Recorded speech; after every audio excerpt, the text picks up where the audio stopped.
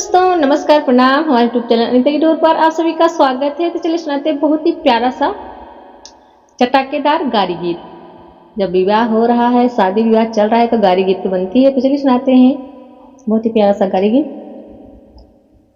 ओ अम्मा माटी को हजार लागे, अम्मा माटी को हजार लागे, अम्मा माटी को हजार लागे, अम्मा माटी को हजार लागे, अम्मा टिकोरा तोड़ने गई दुल्हे के बहिनी, उनका चोर लागे बदमाश लागे, उनका गाँव के गुंडा हजार लागे, अम्मा माटी को हजार लागे, अम्मा अरे टिकोरा तोड़ने गई दुल्हे के बहिनी, उनका चोर लागे बदमाश लागे, उनका गाँव के गुंडा हजार लागे, अम्मा माटी को हजार लागे, अम्मा माटी को हजार लागे, टिकोरा तोड़ने गई समधी के बहिनी, उनका चोर लागे बदमाश लागे, उनके गाँव के गुंडा हजार लागे, अम्मा माटी को हजार लागे, अम्मा टिकोरा तोड़ने गई समधी के बहिनी, उनका चोर लागे बदमाश लागे, उनके गाँव के गुंडा हजार लागे, अम्मा माटी को हजार लागे, अम्मा माटी को हजार लागे, अम्मा टिकोरा तोड़ने गई अगुआ के बहिनी, उनका चोर लागे बदमाश लागे, उनके गाँव के गुंडा हजार लागे, अम्मा माटी को हजार लागे, अम्मा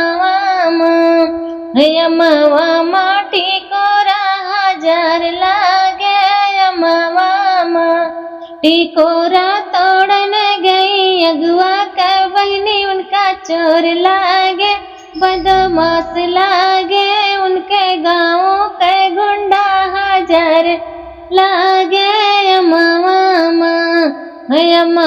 माटी को हजार लागे, अम्मा टिकोरा तोड़ने गे भरती मन के बहिनी, उनका चोर लागे बदमाश लागे, उनके गाँव के गुंडा हजार लागे, अम्मा टिकोरा तोड़ने गे भरती मन के बहिनी, उनका चोर लागे बदमाश लागे, उनके गाँव के गुंडा हजार लागे, अम्मा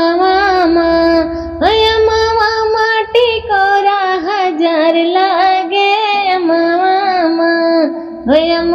माटी को हजार लागे, अम्मा ई दुल्हा बड़ा जंजाली, सुनाओ सखी मिलजुल के गाली, ई दुल्हा बड़ा जंजाली, सुनाओ सखी मिलजुल के गाली, ई दुल्हा बड़ा जंजाली, सुनाओ सखी मिलजुल के गाली, छीन लूंगी हंडा छीन लूंगी बटुआ, छीन लूंगी हंडा छीन लूंगी बटुआ, छीन लूंगी हंडा छीन लूंगी बटुआ, छीन लूंगी आगे की थाली, सुनाओ सखी मिलजुल के गाली, छीन लूंगी आगे की थाली,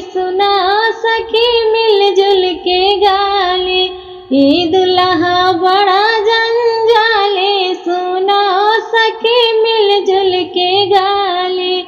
ई दुल्हा बड़ा जंजाली, सुना सखी मिलजुल के गाली। छीन लूंगी घड़िया, छीन लूंगी अंगूठी, छीन लूंगी घड़िया, छीन लूंगी अंगूठी। छीन लूंगी चैन गोल्ड वाली, सुना सखी मिलजुल के गाली। छीन लूंगी चैन गोल्ड वाली, सुना सखी मिलजुल के गाली। ई दुल्हा बड़ा जंजाली, सुना सखी मिलजुल के गाली। दुल्हा बड़ा जंजाली, सुना सखी मिलजुल के गाली। छीन लूंगी गैया, छीन लूंगी भैंसी, छीन लूंगी गैया, छीन लूंगी भैंसी।